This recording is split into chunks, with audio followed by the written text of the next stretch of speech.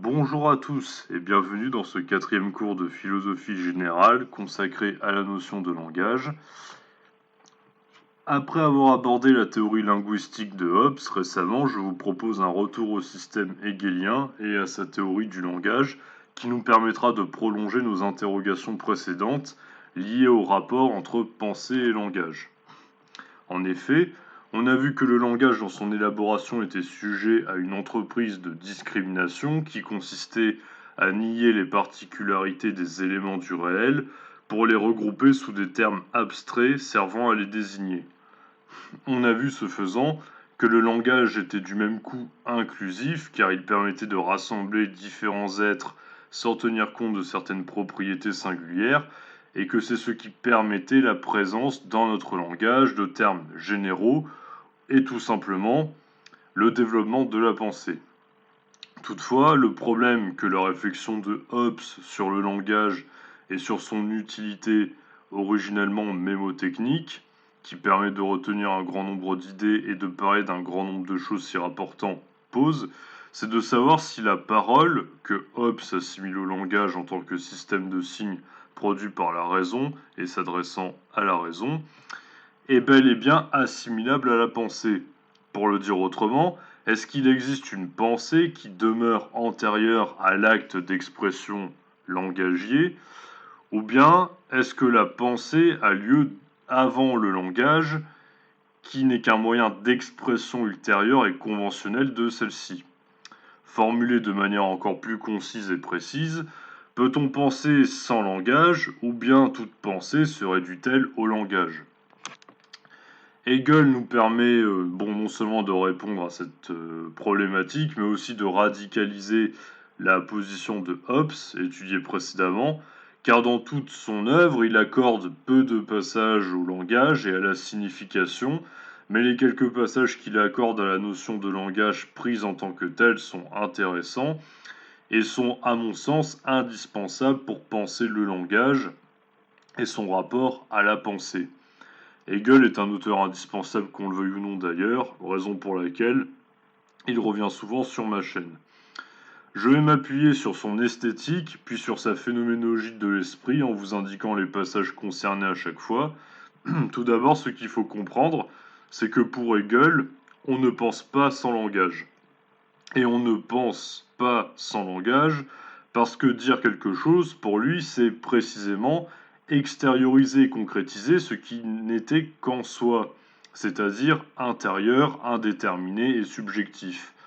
Le langage, dans le système hegelien, est, au même titre que l'art, par ailleurs, bien que celui-ci dissocie fermement les deux, un moyen qu'a l'esprit de s'extérioriser et de se concrétiser. Pour le dire autrement, la parole est l'expression d'une volonté de dire quelque chose.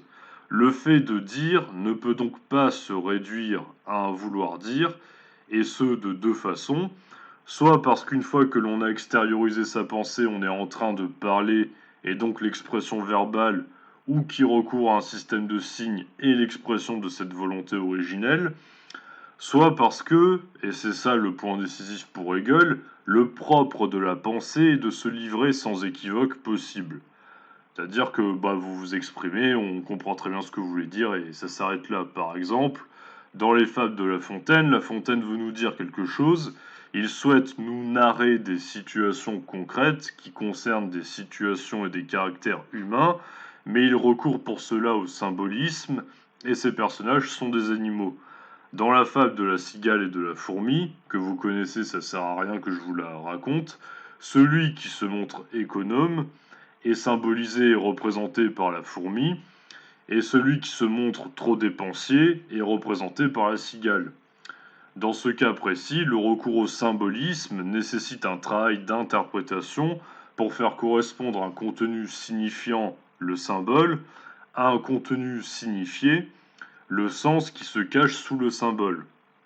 Or, pour Hegel, la poésie, le symbolisme et toute forme de langage qui prête le flanc à une certaine équivocité, ce n'est pas du langage à proprement parler, et surtout, ça n'est même pas de la pensée. Dit comme ça pourrait paraître radical et contestable, mais Hegel l'explique précisément à partir de la définition qu'il donne du symbole dans son ouvrage Esthétique, au chapitre intitulé Du symbole en général. Je vais vous citer différents extraits et on va les analyser ensemble. Donc je cite: le symbole est en général une existence extérieure immédiatement présente ou donnée, mais qui n'est pas comprise telle qu'elle se donne immédiatement, mais dans un sens plus large et plus général. Dans cette espèce de symbole, l'existence sensible immédiate contient déjà dans sa propre existence la signification dont elle doit devenir la présentation et l'expression. Fin de citation. Ce que Hegel nous dit ici, c'est que le symbolisme exprime inadéquatement la pensée tout en reposant sur des propriétés en lien avec la chose qu'elle exprime abstraitement. Le symbole a, de fait, une dimension générale qui ne va pas d'elle-même à l'essentiel. Pour Hegel, la pensée, qui se refuse à passer du signifiant au signifié, du symbole au contenu de sens qu'il peut potentiellement abriter, n'est pas une pensée à proprement parler. La pensée, on n'a pas besoin de l'interpréter, elle parle d'elle-même pour le dire simplement. Raison pour laquelle Hegel s'exprime toujours de manière très claire et limpide par ailleurs. Blague à part, c'est pour cela que Hegel dit ici que l'existence sensible immédiate, celle du symbole qui est une forme d'extériorisation de la pensée donc, mais encore inadéquate, contient déjà dans sa propre existence la signification dont elle doit devenir la présentation et l'expression. On retrouve une idée presque similaire au créatile de Platon finalement dans la mesure où Hegel conçoit lui aussi le caractère symbolique directement lié à l'objet représenté, donc dans l'expression, comme un sous-langage qui n'exprime rien de bien élaboré, ou plutôt représente au lieu d'exprimer justement. Hegel prend ensuite l'exemple de l'équivocité des symboles. Il nous dit le lion est le symbole de la magnanimité comme le renard est celui de la ruse. Mais malgré cela, même si tel ou tel animal semble symboliser par lui-même certaines qualités, il n'en demeure pas moins qu'un symbole peut être détourné ou se voir attribuer plusieurs significations. Par exemple, le lion ne symbolise pas nécessairement que la magnanimité, mais aussi la force, et la force n'est pas symbolisée que par le lion, mais peut également être représentée par le taureau.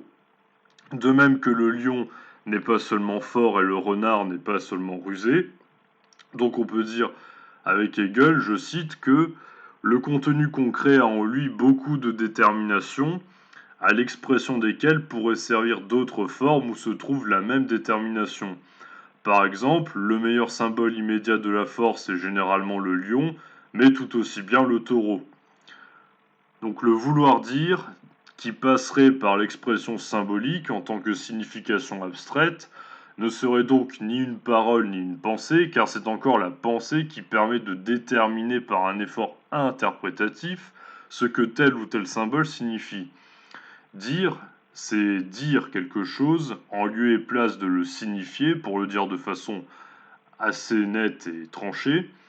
La parole n'est donc autre chose que l'expression d'une volonté significatrice. Elle est ce à partir de quoi la pensée est extériorisée tout en étant structurée dans le langage.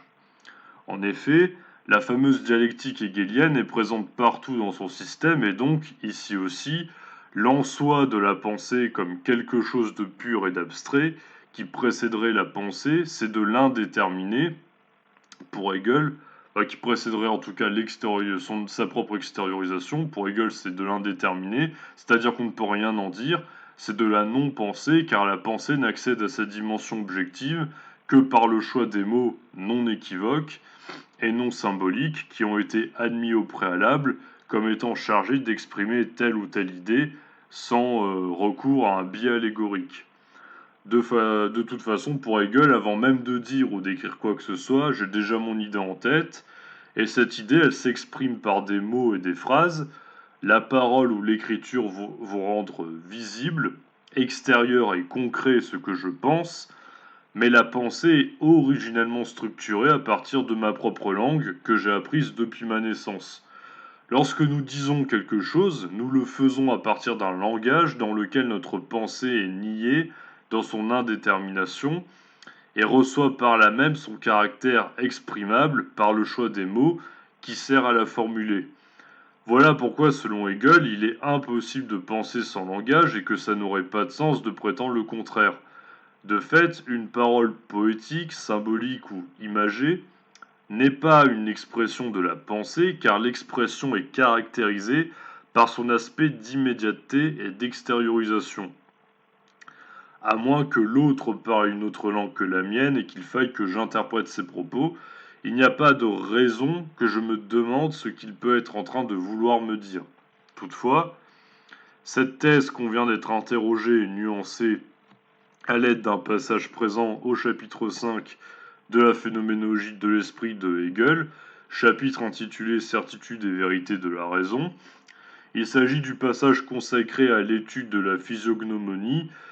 J'ai travaillé dessus dans le détail, mais je ne vais pas citer le texte cette fois-ci et vous donner une idée précise présente dans ce passage à la place, car c'est d'une difficulté telle que le texte en est quasiment illisible.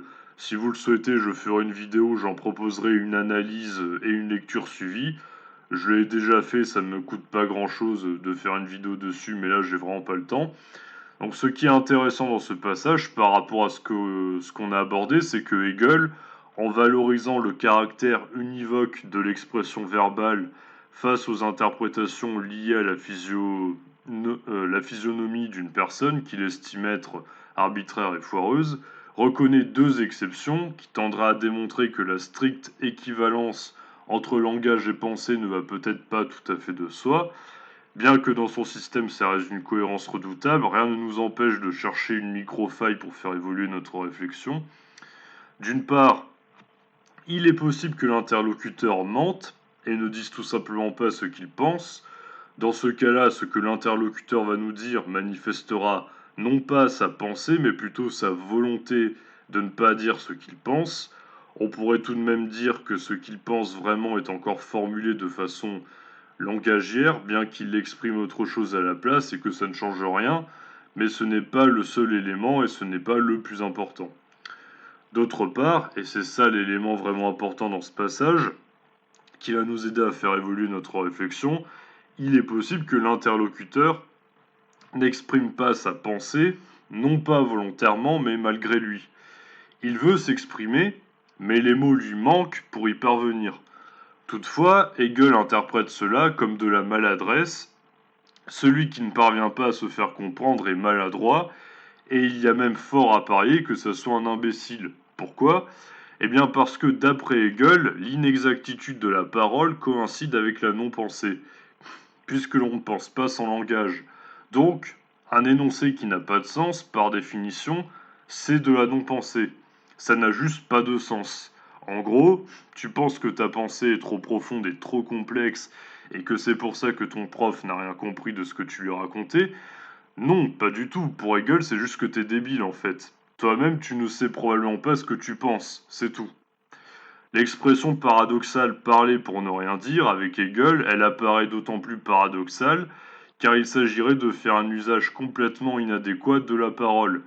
Je parle pour ne rien dire, c'est à peu près aussi malin que si j'utilisais un ciseau pour ne rien couper. Je jongle avec le ciseau, mais je ne l'utilise pas dans sa fonction qui lui est attribuée.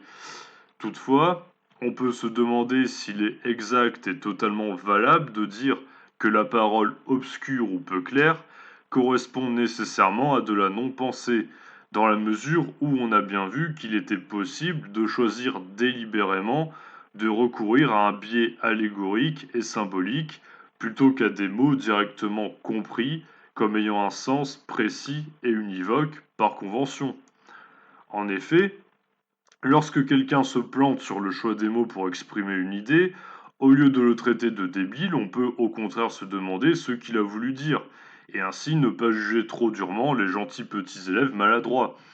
Est-ce que les erreurs dans le choix des mots pour extérioriser notre pensée et le recours à une parole équivoque devant être interprétée, qui ne soit pas nécessairement volontaire, ne sont pas des preuves suffisantes qu'il subsiste une richesse et une profondeur de notre pensée que la parole peut ne pas exprimer toujours de manière adéquate, et surtout qu'il existe bien une antériorité de la pensée sur la parole, puisque la parole ne donnerait lieu qu'à une expression potentiellement incomplète ou insuffisante de celle-ci. On a beau formuler ce qu'on a déjà en tête, le moment où on commence déjà à chercher les mots, il peut très bien ne pas coller à la pensée on a initialement. Et justement, la prochaine fois, on va se demander s'il n'y a pas quelque chose qui précède la pensée et qui finalement est d'une richesse et d'une profondeur que le langage ne parvient pas à exprimer. C'est ce que l'on étudiera la prochaine fois, donc en attendant, je vous remercie de me suivre et de m'avoir écouté, ainsi que pour votre fidélité, et je vous dis à très bientôt.